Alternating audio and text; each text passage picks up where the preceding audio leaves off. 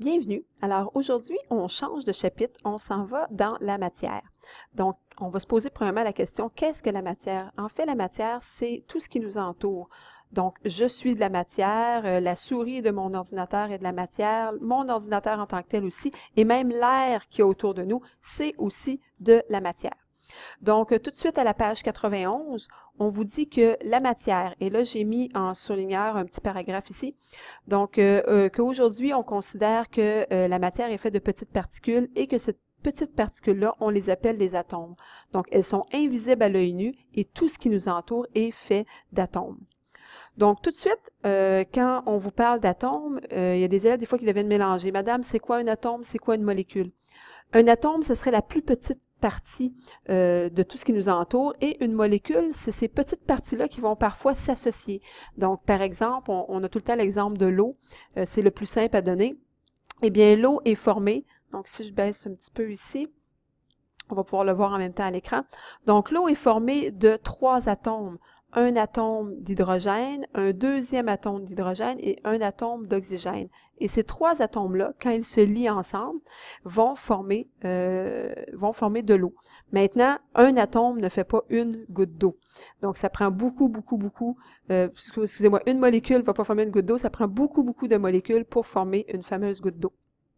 Donc, on va aller souligner la définition de la matière. Donc, la matière, ici, on vous dit que c'est tout ce qui occupe une masse, qui occupe un volume et qui possède une masse. Donc, si je regardais, je vous disais tantôt que l'air était de la matière. Et oui, l'air a une certaine masse. L'air prend du volume. En fait, l'air va prendre tout l'espace qu'on va lui donner.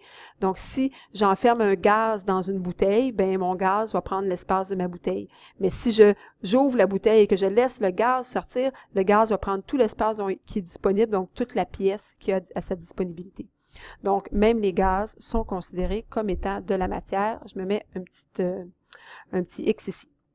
Donc, juste un petit peu plus bas, on vous dit justement ici que la molécule d'eau est formée d'atomes d'hydrogène et d'un atome d'oxygène et que dans une goutte d'eau, donc je ne vais pas le souligner le reste, mais c'est quand même intéressant à voir que dans une goutte d'eau, il y a environ 10 000 milliards de molécules. Donc, 10 000 milliards de molécules de ce type-là dans une seule goutte d'eau. On s'en va tout de suite à la page suivante, donc à la page 92. Et là, à la page 92, on nous parle des états de la matière. En fait, c'est qu'on a parlé des gaz tantôt, on vient de parler de gouttes d'eau, donc on se rend compte que c'est la même matière. Hein. Si je parle de la vapeur d'eau et si je parle de la goutte d'eau, les deux, c'est de l'eau. C'est la même molécule. Par contre, ils ne sont pas dans le même état. Et que si je prends l'eau et que je la refroidis, je vais avoir de la glace. Encore là, ma glace, c'est de l'eau, mais elle n'est pas dans le même état. C'est qu'on va voir, nous, en sciences, qu'il y a 3 états à la matière. Il y en a plus que ça, mais certaines font partie de cours de sciences qui seraient encore plus poussés. Mais nous, on va voir l'état solide, comme la glace, l'état liquide, comme l'eau, et l'état sous forme de gaz, donc quand on a de la vapeur d'eau, par exemple. Alors, tout au haut de la page 92, on nous parle ici des états de la matière et on vous dit qu'il y a l'état solide, l'état liquide et l'état gazeux. On commence tout de suite avec l'état solide. J'ai marqué, par exemple, la glace. Sont formées de molécules et d'atomes, comme on a vu tantôt, qui serait le H2O. On va vous dire que les solides ont une forme définie. Je vais me prendre un solide ici, là, dans mon coffre à crayon. Donc, si par exemple, je prends mon crayon, c'est un solide. Et si j'essaie, par exemple, de le changer de forme ou quoi que ce soit, ben, je ne peux pas le changer de forme à moins de le briser. Donc, il faudrait que je brise mon crayon. Mais mon crayon a une certaine forme. En fait, c'est du plastique et le plastique a été coulé dans un moule. Donc, on vous dit que la forme du solide ne va pas changer. Donc ici, la forme du solide ne change pas, à moins d'appliquer une force, mais à ce moment-là, je viendrai à briser mon fameux crayon. Outre que la forme, on nous dit qu'un solide est incompressible. Je ne peux pas le compresser. J'applique une force dessus. J'essaie de faire changer sa forme ou de faire plutôt changer son volume. Je ne peux pas modifier. Je ne peux pas agrandir son volume. Le volume, en fait, c'est tout l'espace qui est occupé par un objet. Donc, je ne peux pas changer le volume de mon crayon à moins justement de le casser. Et même là, une fois cassé, il y aurait quand même le même volume. Donc, il est impossible de diminuer ou d'augmenter comment dire, le volume de mon crayon. Donc, à ce moment-là, on va dire qu'il est incompressible. On vous donne un autre exemple juste ici en haut. Donc, on a mis une roche dans un étau et là, on serre la vis de l'étau le plus possible. Est-ce que vous pensez que la roche va finir par prendre un espace plus petit? Pas du tout. Est-ce que vous pensez que la roche va changer de forme? Pas du tout, à moins qu'elle finisse par se briser. Donc, c'est pour ça qu'on vous dit, il est impossible de comprimer la roche. Donc, on se rend bien compte à ce moment-là qu'elle est un solide. On a l'exemple ici de ce que pourrait avoir de l'air, les molécules d'eau sous forme de glace. Donc, on se rend compte que toutes nos molécules sont très, très rapprochées.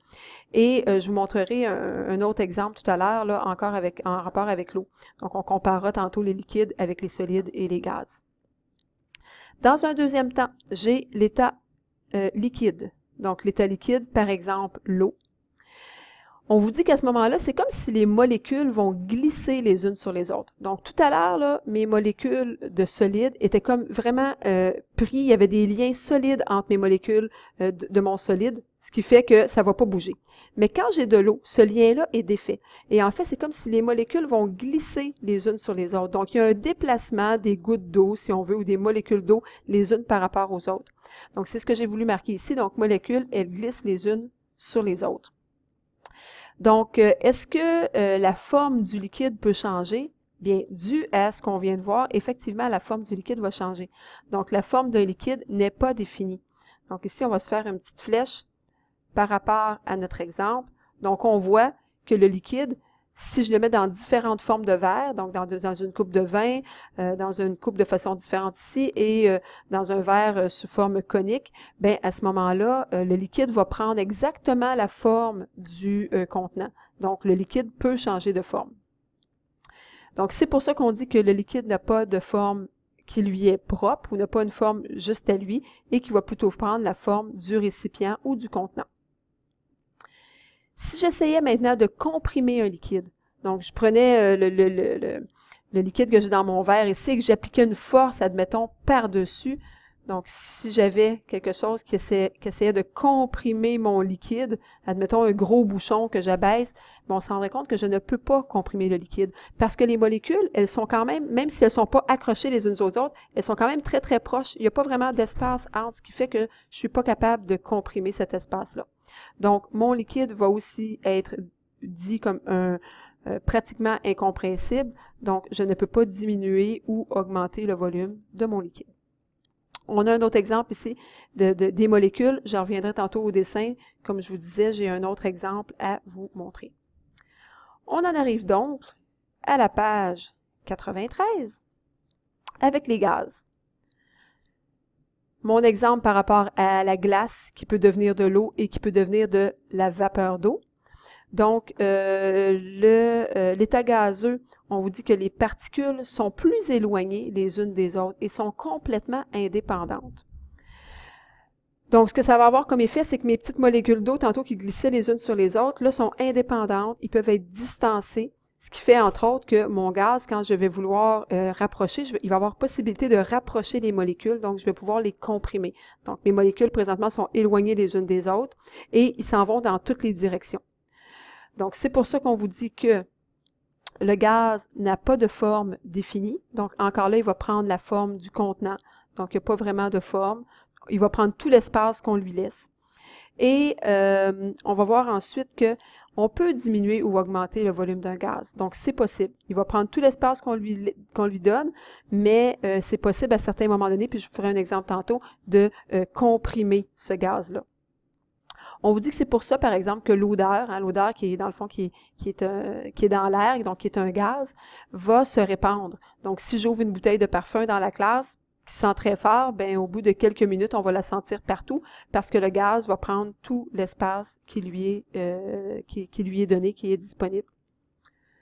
La petite image qui est ici, donc on voit là, que les molécules sont plus loin les unes des autres.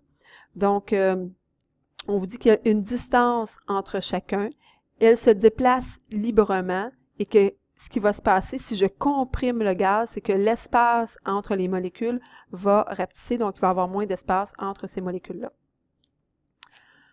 Pour aujourd'hui, je passe la page 94, pas parce qu'elle n'est pas importante, on va y revenir, mais on va y revenir ensemble en classe parce que c'est un petit peu plus complexe, puis que je veux faire cette partie-là vraiment avec vous. Donc, tout de suite, on s'en va à la page 95.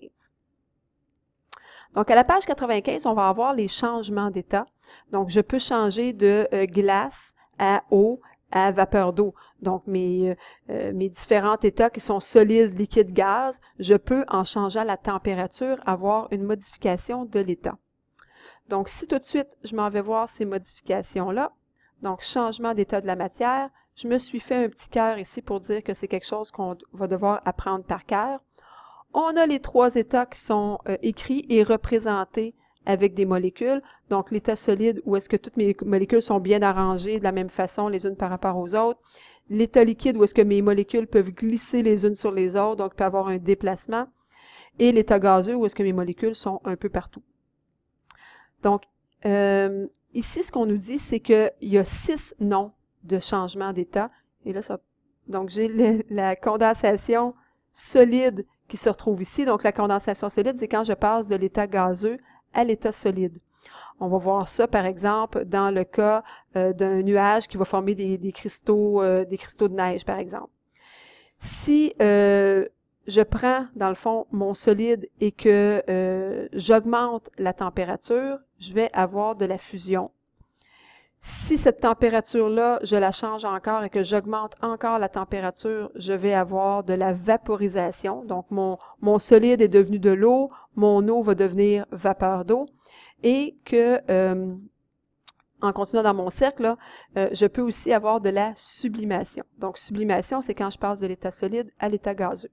Donc, ce qui est important de se rendre compte, c'est qu'il y a toujours un état inverse. Donc, l'état inverse de la fusion, donc fusion, je passe de solide à liquide, c'est l'état de solidification, passer de liquide à solide.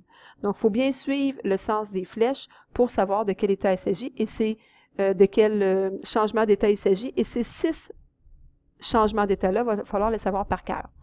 Des petits trucs pour le retenir. Fusion, ça commence par F et quand il y a de la fusion, c'est que l'on fait fondre quelque chose, donc qui commence aussi par F. Donc, fondre, pas superbement écrit, mais tu peux comprendre. Solidification, je pense que dans son nom, ça le dit, ça devient solide, donc je passe de liquide à solide. Vaporisation, on peut aussi parfois parler de évaporation, donc les deux termes sont corrects. Donc, c'est quand je passe de liquide à gazeux. Et le contraire de la vaporisation serait de passer de l'état gazeux à liquide, qui est de la condensation liquide. La condensation, j'en ai dans 2 cas. Donc, j'ai de la condensation liquide ici et j'ai de la condensation solide ici. Donc, le mot condensation veut dire que je passe de l'état gazeux à un autre. Donc, gazeux à liquide, condensation liquide. Gazeux à solide, condensation solide. Donc, c'est des petites choses, on va jouer beaucoup avec ces mots-là en classe. Dernière chose qui me reste que je veux te montrer. Donc, je vous avais dit que je voulais vous montrer une image de différentes molécules quand on parle d'eau. Bon, mais quand on parle souvent de la glace, on va avoir des molécules qui vont être arrangées de cette façon-ci. Donc, on voit qu'il y a des liens entre les molécules. Ils forment un peu ce qu'on appelle de la cristallisation. Donc, ils vont venir s'arranger d'une certaine façon logique qui va faire que la matière obtenue, elle est très solide. Okay? Donc, il y a des liens entre elles qui sont très, très solides. Quand je parle de l'eau, donc de l'eau ici, mais mes molécules, comme je disais, elles glissent les unes par rapport aux autres. Et quand je parle d'un gaz, mes molécules s'en vont dans toutes les directions. Parlant justement de gaz, j'en ai un petit instant ici. Donc, je pourrais vous montrer des molécules de gaz. Donc, on les voit ici, les molécules de gaz s'en vont dans tous les sens. Il y a un espace entre elles. Donc, il y a de la distance entre ces molécules-là. Si je donnais plus d'espace, bien à ce moment-là, mes molécules seraient plus distancé, donc il y a plus de place pour bouger un peu partout. Si je rapetissais maintenant, donc je m'en viens là, faire ce qu'on disait tantôt, je m'en viens comprimer mon gaz. Donc je comprime, je comprime, je comprime, parce qu'il y a de l'espace entre elles, mais on se rend compte que plus je comprime, et plus mes molécules sont rapprochées. Donc, à ce moment-là, j'ai beaucoup plus de pression à l'intérieur de mon gaz parce que les molécules bougent autant dans toutes les directions et à ce moment-là, essaie de prendre tout l'espace disponible.